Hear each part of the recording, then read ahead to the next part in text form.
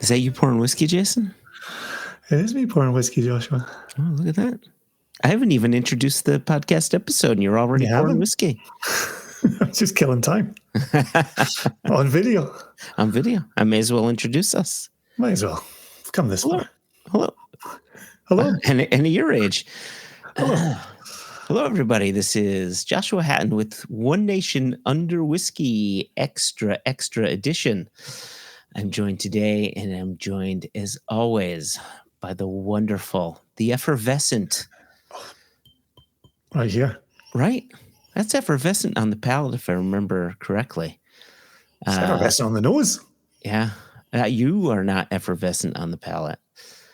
I don't know where it's going with that. But anyway, the dear Mr. Jason Neal, Patrick Harris, Johnston Yellen.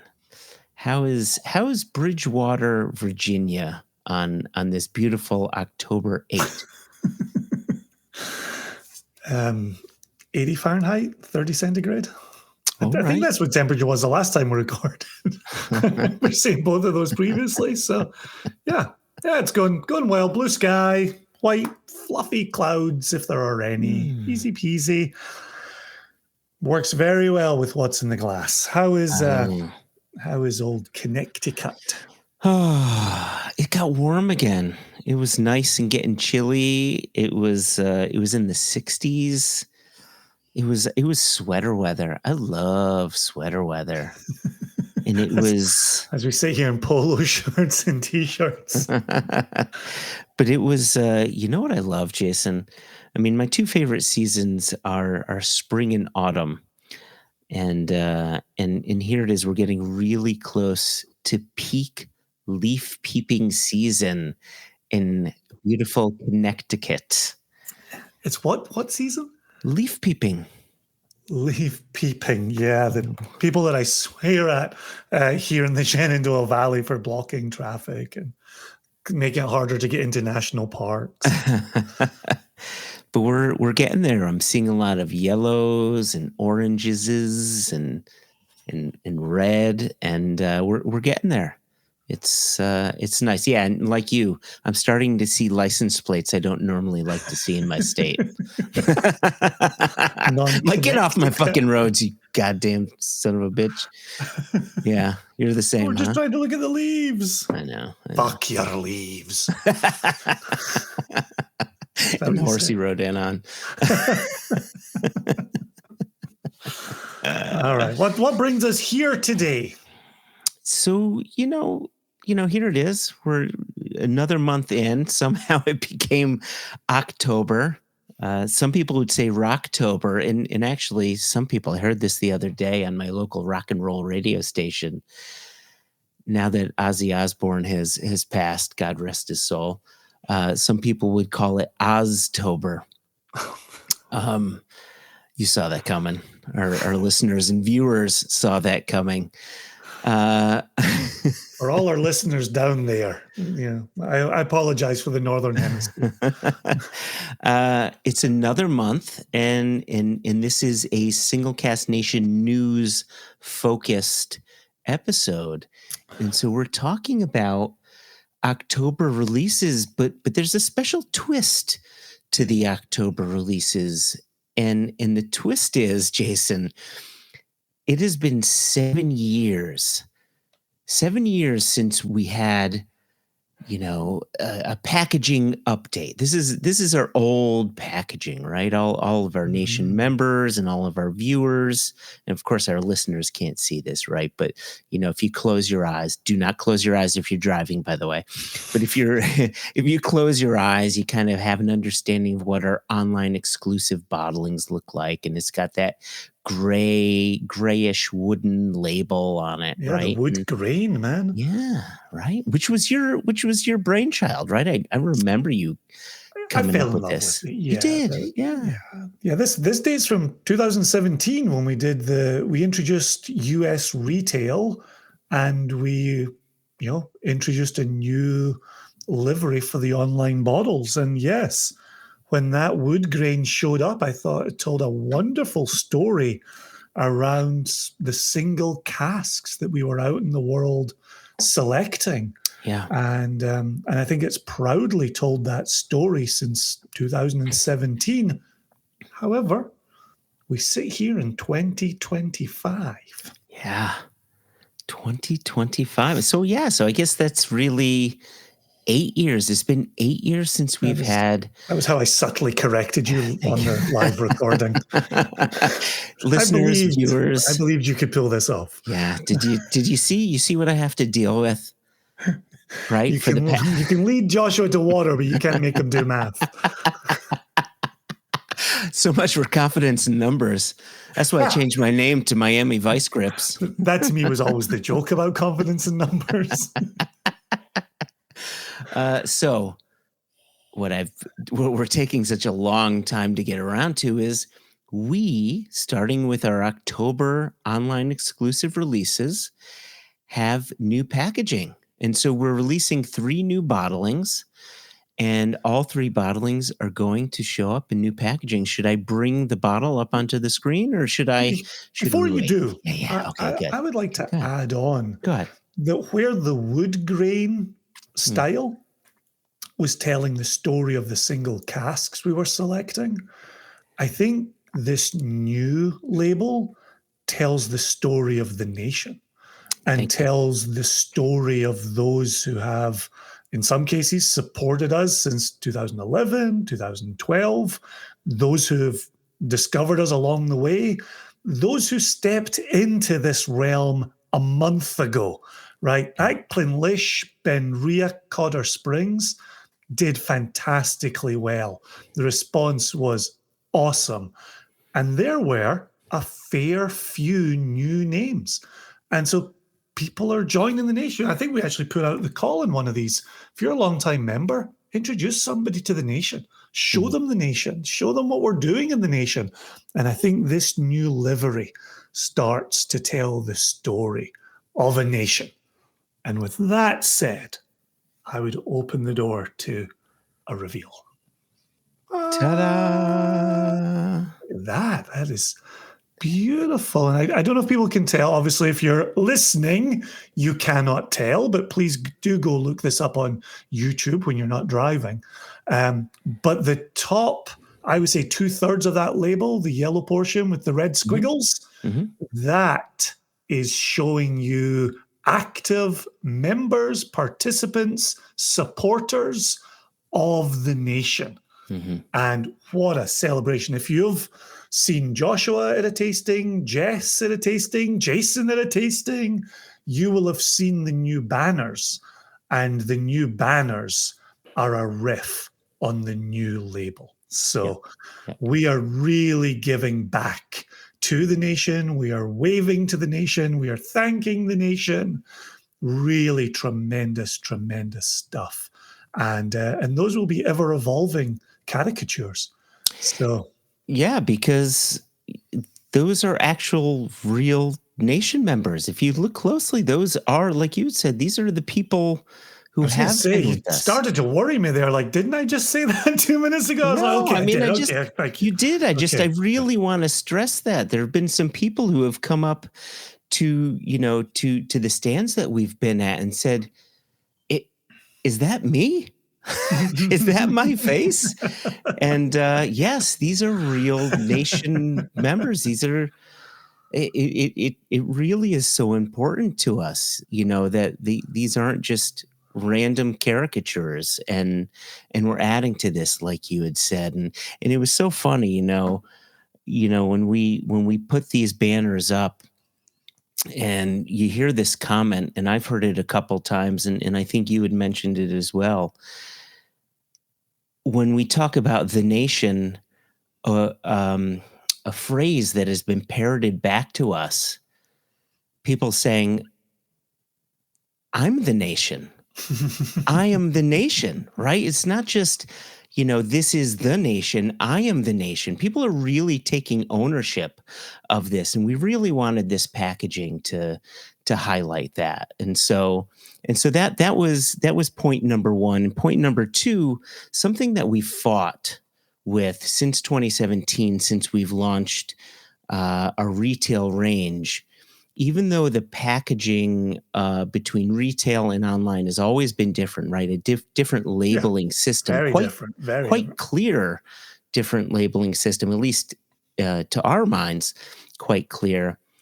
We've always found ourselves explaining, oh, this one's for retail, this bottling's an online exclusive. It's been a constant story that we've been telling for now 8 years. If you look closely right under the word Single Cask Nation in a red banner, it says right on there, online exclusive. It's exclusively available online, right? So there you go. It tells you right off the bat, you can only get these bottlings online. Yeah. Yeah. And, for nerds like us, geeks like us, the cast details remain, right? One of the things we really like about the redesign is we're not burying the age statement, right? I think as you cast your eye down the center of that bottle, you're seeing the name Single Cask Nation. You're seeing online exclusive. Then you're seeing the distillery, in this case, Linkwood. Then you're seeing the age 13. So a pretty clear Linkwood 13-year-old with the cast details bouncing off of that. And cast details remain important to us. Still a thing we talk about, still a thing we put front and center, still the difference between this Linkwood and a retail Linkwood and the Barrel Thief Linkwood and one of Jesse's global Linkwoods, right? So the cask is the point of difference here. That's, as an independent bottler, that's something we still thoroughly enjoy talking about. And then the other thing that we brought on, and we'll talk about it a little further as we go on with this episode, because we're going to be tasting 3 whiskeys in this episode here, is in our retail bottlings, we did have a color coding system, right? Where orange was Speyside, green was Lowland, light blue was Isla, and so on and so forth. But we never had that with our online exclusives. And so if you look at this bottling right at the bottom of the label, you have that orange strip, which right on it says single malt Scotch whiskey. Once we get to one of our bottlings, I think it's our last one we're going to be talking about, there's a different color because we're talking about a whiskey from a different region. And so it's just a good way to really, as you're purchasing bottles, and thank you for purchasing bottles, as you're putting these on your shelves, you'll more easily be able to tell them apart. There's just more for you to look at, more to grab your eye. So when you have people over and you're sharing bottles and you're tasting, you can more easily grab that bottle off your shelf, right? Yeah. So we are tasting our Linkwood 13-year-old. And this one is all first fill bourbon, all 13 years in first fill bourbon, this one. You talk about things that you hear from the nation as you travel around.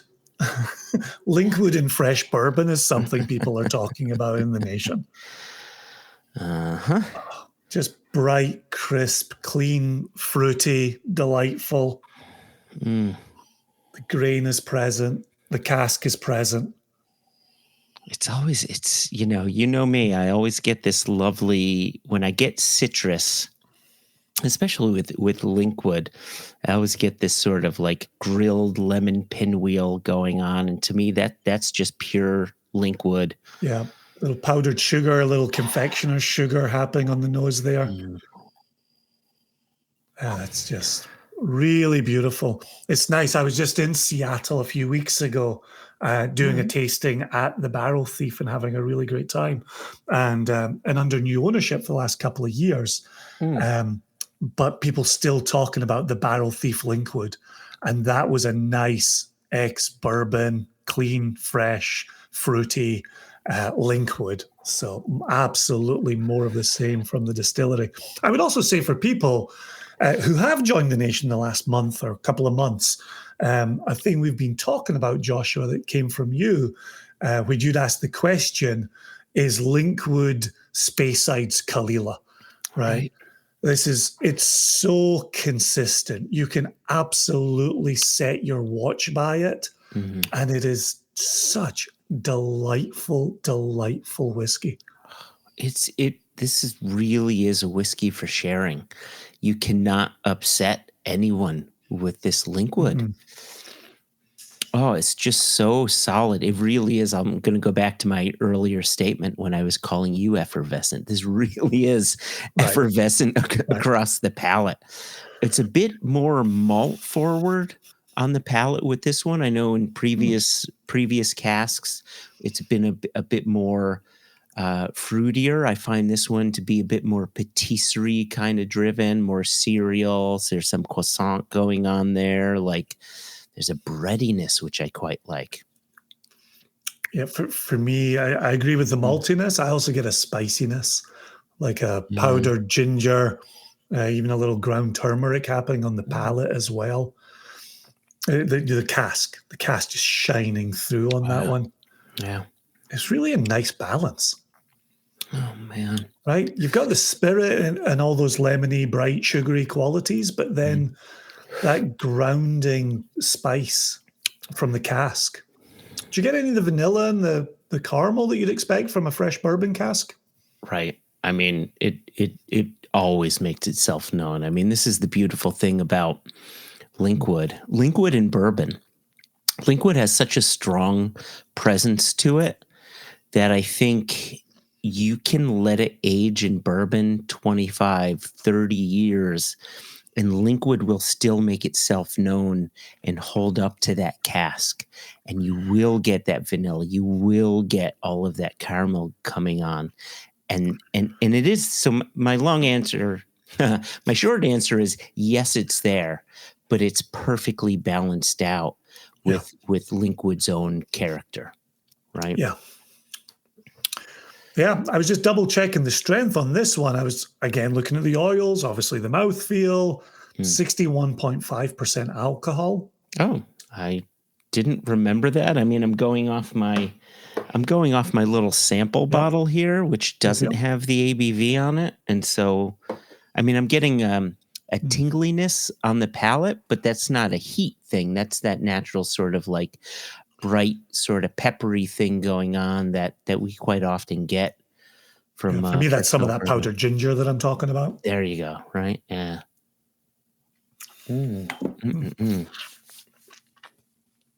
Yeah, man. Yeah, right.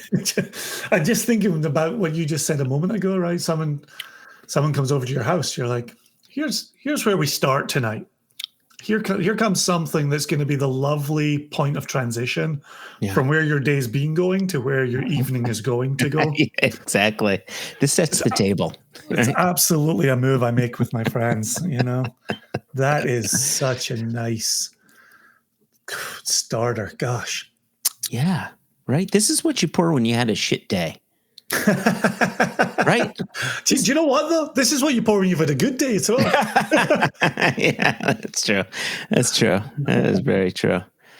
Oh, man. No complaints. And I would say this, talking about September, I would say for anybody who purchased and liked our Clinlish, this is in that wheelhouse. This is absolutely to your palate. Obviously, doesn't have the waxy that we clearly get on the Clinlish that you and Morgan explained on a prior episode, but it has the bright, it has the fresh, it has the fruit, but it's got the malt, then it's got the ginger, and it's got the peppery.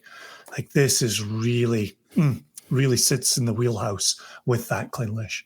Yeah. Yeah. All right. Let me bring up this this bottle again, and I'm going to bring up the price. Right. We always talk about $10 per year. So this is a 13-year-old. It should be 130, but look at that, 125 a bottle on this one. So we really did well on this one, especially given the fact that this is during a time when we're dealing with tariffs and we are absorbing the 10% tariffs on that. We really stuck to our guns, and 125 on that one. So, yeah, cracking price. Yeah. Whew. I cheated. I pressed on. And very quickly, for people who are joining us on the YouTubes here, we made a design change on the capsule there, the top of the bottle. Instead of that SCN being on the edge where it can actually start to get a little creased or turned, we moved it up to the top of the bottle. But obviously, in a side profile like this, you can't see the top of the bottle. But that's where you will see that mark.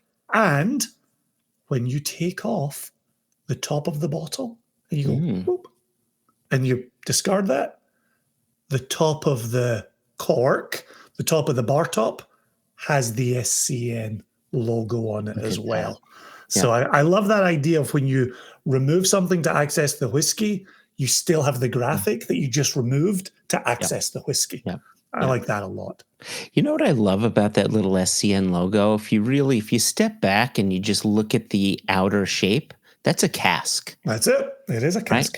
Right? It is. And our little star in the center shows you we have approved that cask. That's it. There you go. Boom. Yeah. I love the stories it's telling. That's what we've been about for 14 years. It's the storytelling around whiskey. Jason, this is our next. We got another space cider in our glass, right? This is Spaytober. No, that sounds like something Bob Barker would say at the end of The Price Is Right. I'm sorry if you're outside the US, that makes no sense to you, but trust me, true. People in America are loving it. Are they? 100%. Okay. Right. Anybody who likes Oztober is loving Spaytober, and a Bob Barker reference. So when you were still with Impex, Glenallachie came into the US through Impex. Correct. Billy Walker took this over. Billy Walker sourced Impex as his importer of record. You were then responsible for telling the Glenallachie story. Mm-hmm. What, for the nation, would you say are three key elements of the Glenallachie story? Oh, man. Well, this is a tough... Well, here's the thing. I'm not going to let you go to 5. This is 3. 3. Well, can I lead with... 1A. What I'll lead with is the 3 key things that we talked about when it came to Glenallachie is what we don't talk about when it comes to our Glenallachie. Okay, point of difference. I like it. I'm an independent bottler. You've got my attention. Right, because, you're dealing with Billy Walker. And think about Billy Walker circa 2005, 2006. Mm-hmm. And he purchases Glendronach, right? And that is Sherry Bomb, right? And he purchases Ben Riach, and he absolutely revives that distillery as well. And that becomes a bit more varied, but also a bit sherry forward. When he then sold, and of course he bought Glenglass as well. When he then sold those distilleries off and decided, you know what? Sure, I made money, but I'm not willing to retire. I'm going to purchase Glenallachie. He decided, I have this blank canvas of a distillery no one has heard of, because Glenallachie never had its own single malt to speak of. It's always a distillery that produced malt to go into some sort of a blend. He said, I'm going to show Glenallachie as a sherried malt. So almost every malt, it's 8-year-old, it's 12-year-old, it's 15-year-old, 21, 25, so on and so forth, was always sherry forward with a little bit of wine cask, some Rioja, some other bits and bobs. But rarely did you find it in what we're doing here, which is starting its life off about 7-ish years in bourbon, and then the final 5 years or so in new charred oak. Yeah. Like here, where a sherry cask is going to take over a bit more and sort of be in the limelight, here we're letting the casks sort of maybe not step back, but sort of frame the Glenallachie spirit a little more. So I would argue what Billy Walker did with Glenallachie is he said, I want to show you what I think Glenallachie does best through the lens of sherry casks. And I want to show you my expertise in blending. And you know what? He is an expert blender. He is a goddamn master. There's no doubt about it. And so that's just that. And so when you and I selected this, I think one of the things that I had in the back of my head was, as someone who did wear an Impex hat, was that we did get to do what we wanted to do. We get to zag when Glenallachie would zig. Yeah. We get to show that side of the distillery that those who have fallen in love with Glenallachie since it's become a single malt starting in, what was it, 2018. Oh, God, and it's crushing in America. It's absolutely crushing in America. We get to show people a side of Glenallachie that they simply don't get to see, right? It's amazing the enthusiasm around Glenallachie. Yeah, I was talking previously about doing those 7 master classes at the Virginia Scottish Games, and I poured the Glenallachie 8-year-old, and people were bananas for it, right? Yeah. People absolutely loved it, and people knew about it coming into the room, right? Glenallachie has really, really done well in the US, certainly under Impex, certainly with the backing of Billy Walker, and I'm really excited to get this one out into the nation. I poured the rest of my bottle. Yeah, I see you poured a lot less than I did. I poured the rest of my little bottle. So, dare I ask if we have bottled Glenallachie before? So this is our first ever Glenallachie. Look at that. You just don't find it. Look at that. So Jason, this is the other thing that I wanted to point out. When Billy Walker purchased Glenallachie, he spent a fair amount of time purchasing back a good number of casks that were out there, right? So you just don't find a lot of Glenallachie. You don't.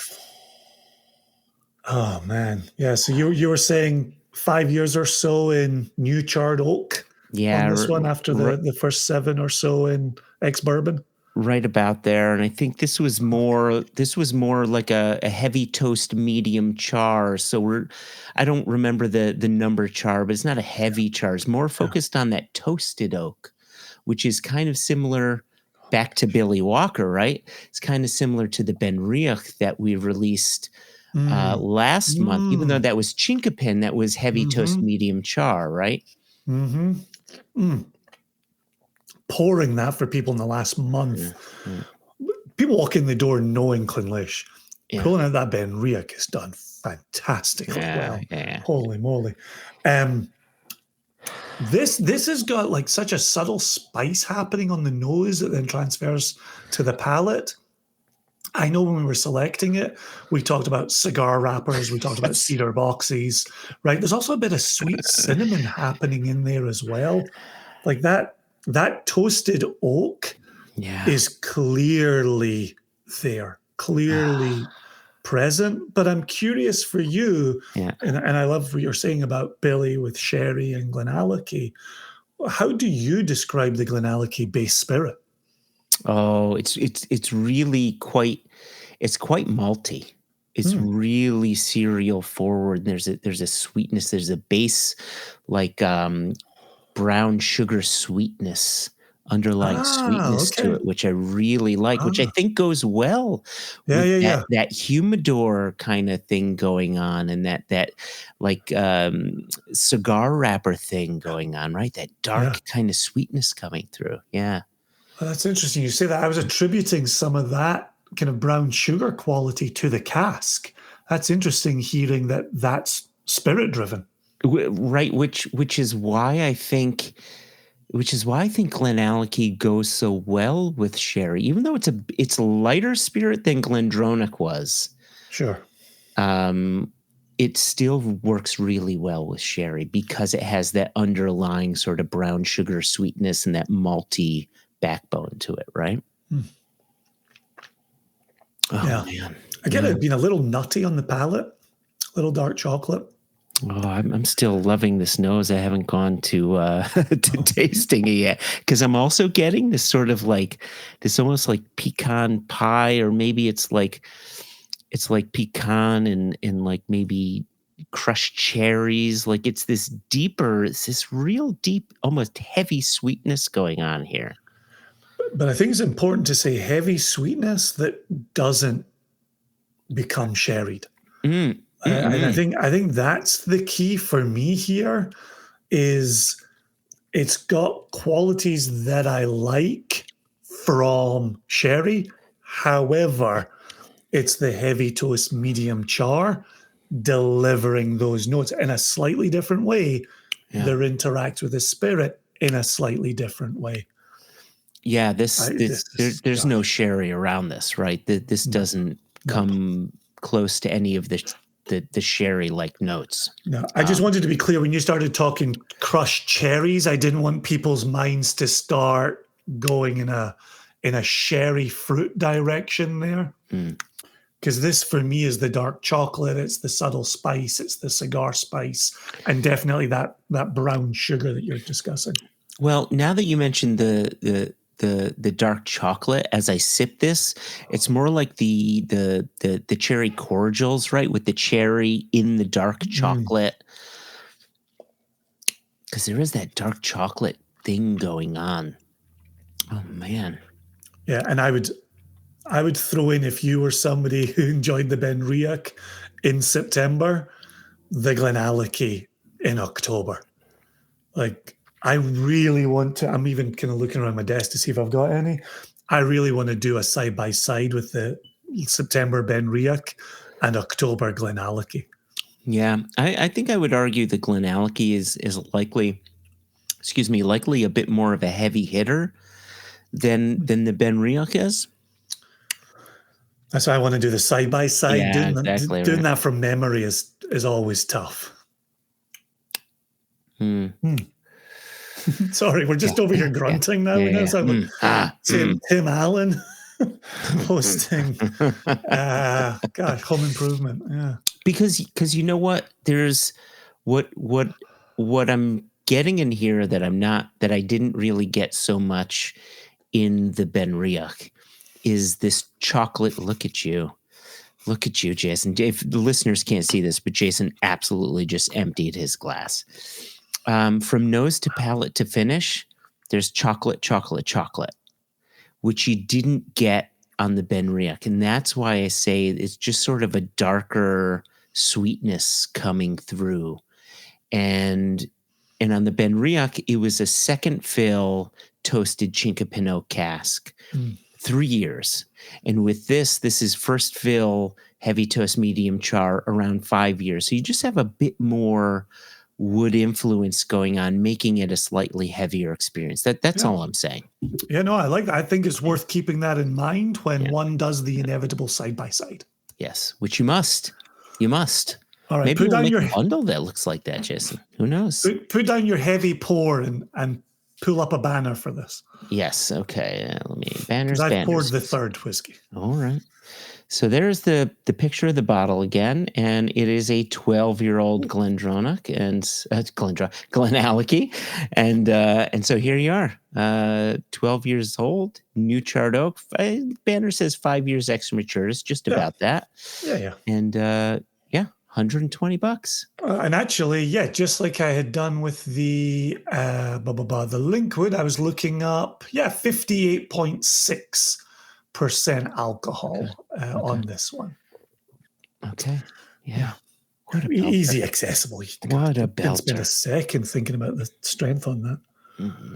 Manischewitz. Yeah. Okay. So we're pouring this charmer. Oh, Jason, a few months ago, you made a comment and you threw out this tease, and you thought it was the right tease, but it was the right tease for the wrong bottling.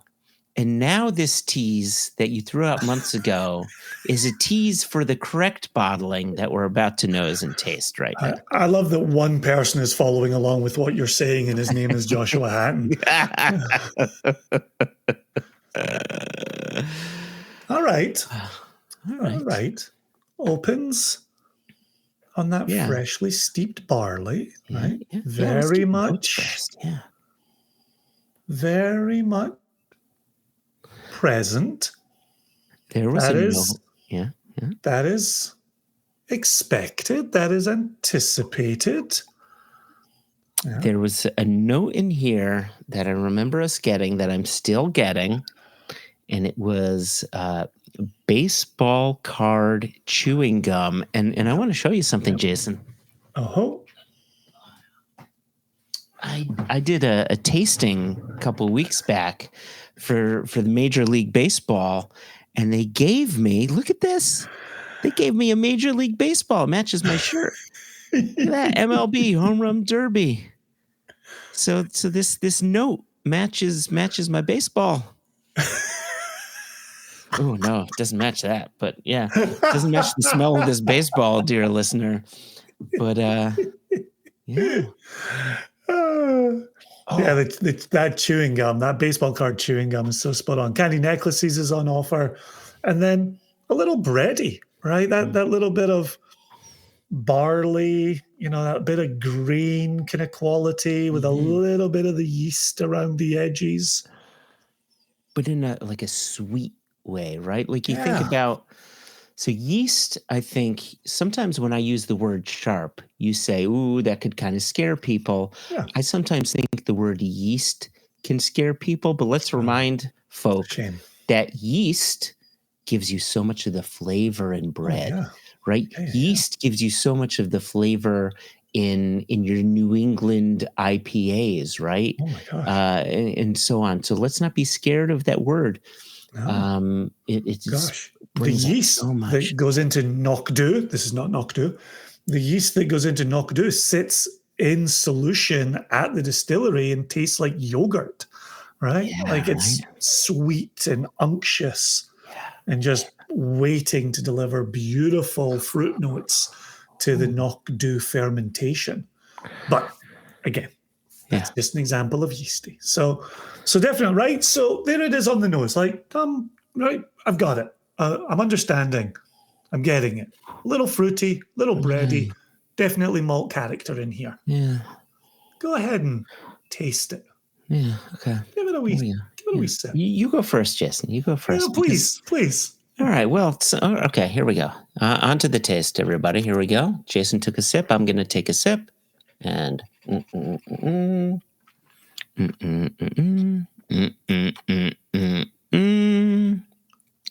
Whoa! Wait a second.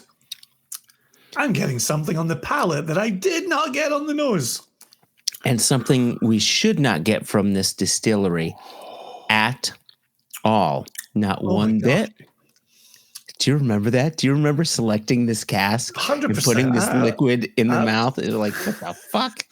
That was completely unexpected. Yeah. Oh my gosh. Yeah, it's grilled peaches, it's toasted marshmallow.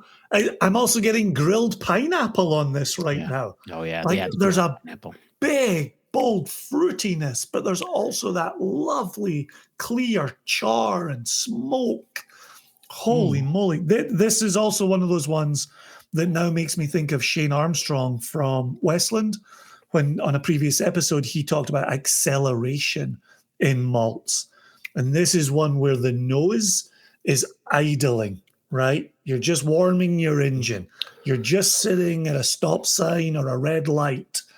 And then the palate on this takes off, turns a corner, takes you up a hill. Like, holy moly. That's expressive. Oh, and you got this toasted marshmallow that starts to get just a bit charred. It's just right when it hits perfection. Just, A little bit of Band-Aid, would you say, on the palate? A little bit, right? There's just a little bit of Isla goodness without this being an Isla whiskey, right? Well, I'm even getting a little Bananas Foster as it transitions into the finish. Bananas James Foster. I mean, always. Wow. Oh my gosh. But here's what I like, and we had this conversation in selection. What I like about that smoke appearing on the palate is that it heightens the fruit. It develops the sweetness. The bready becomes warm toast now, right? With charred crusts on it. Could almost become a bread pudding where the little crusts that stick above get a little bit of char on them. So and I think that's where talking about the toasted marshmallow makes sense. There's a creaminess to this whiskey that is then heightened by the char, by the lift of the smoke. Oh my gosh. Well, you did say this was going to come from a different region. And this is going to have, dare we say, a green stripe along the bottom of the label. Should I hit the button? 100%. If you're watching along. All right, and here it comes. Here's the big reveal. All the listeners right now are being like, why can't I watch this? That's it. Park your car, open the YouTubes. Right, here it comes, and there we go. Completely unexpected from Auchentoshan. Completely out of the blue. I will say this, though, and again, this is what we said during selection.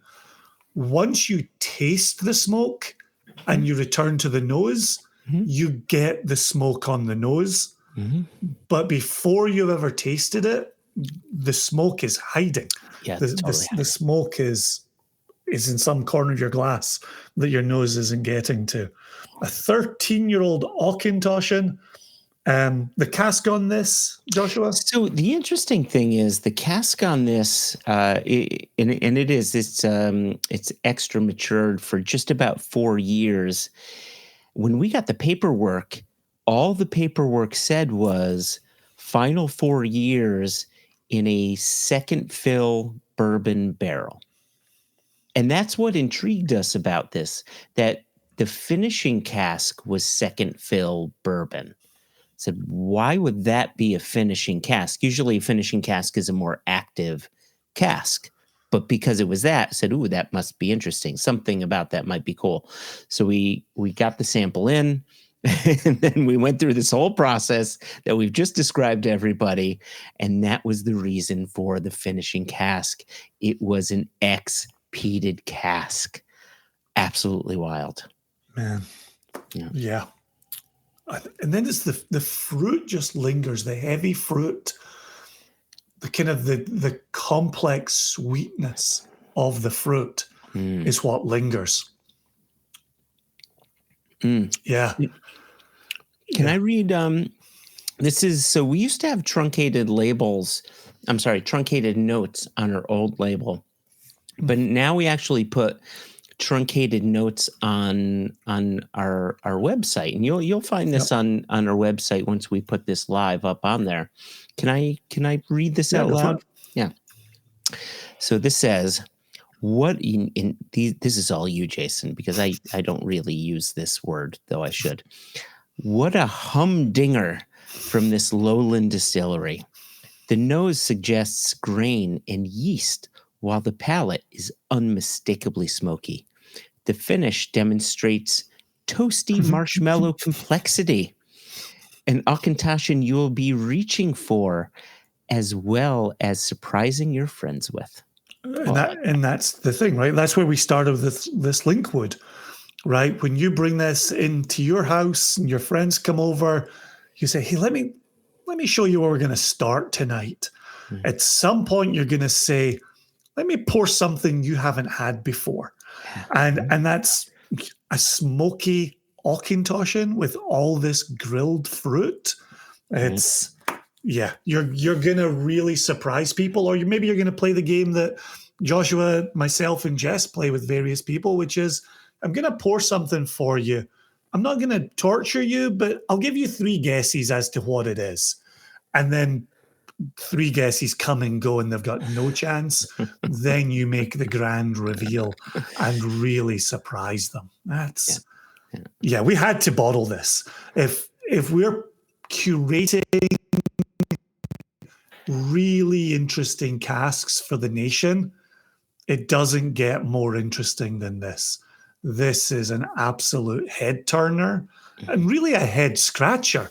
I think you tell a story around the cask there, Joshua, that starts to put some leaves on the branches. But this isn't expected from this distillery. 13-year-old Auchentoshan. No, not at all. With a smoky palate. Speaking of 13 years, it's 13 years old.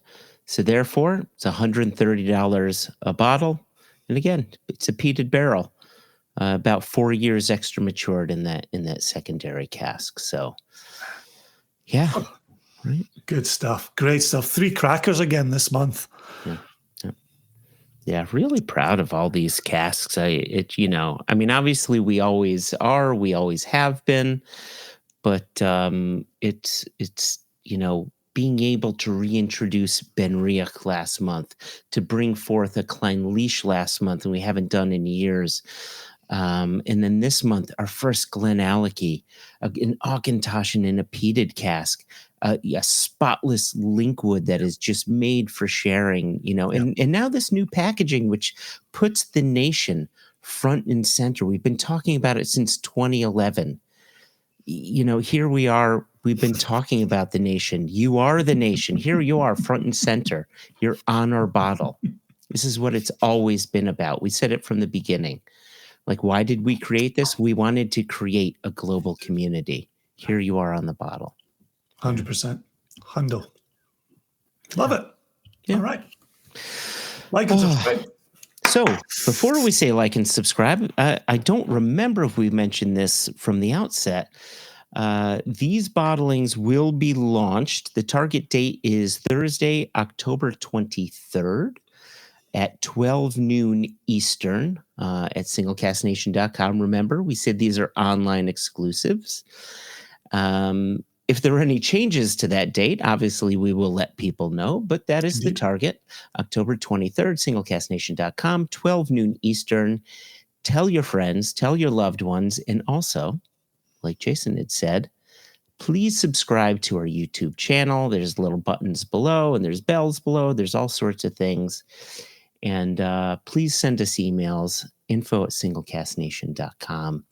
And Jason, you had mentioned this before. We're seeing new names, new nation members coming in and purchasing bottles, which is great. We've got new friends, and I love that. Right? Yep. New people into the fold. Yep. No, it was always built to be a growing community, and continue to grow it in 25 is really wonderful. So thank you to everybody, right? Everybody in the nation, everybody celebrating the nation, everybody representing the nation. We're still here. We're still sourcing casks. We're still selecting some real humdingers, the word of today's episode. Love it. All right. Well, I've got 3 empty glasses. 3 empty glasses. Well, this is the rest of my Glen Alecky, so. Down the hatch. Cheers. Cheers. Cheers.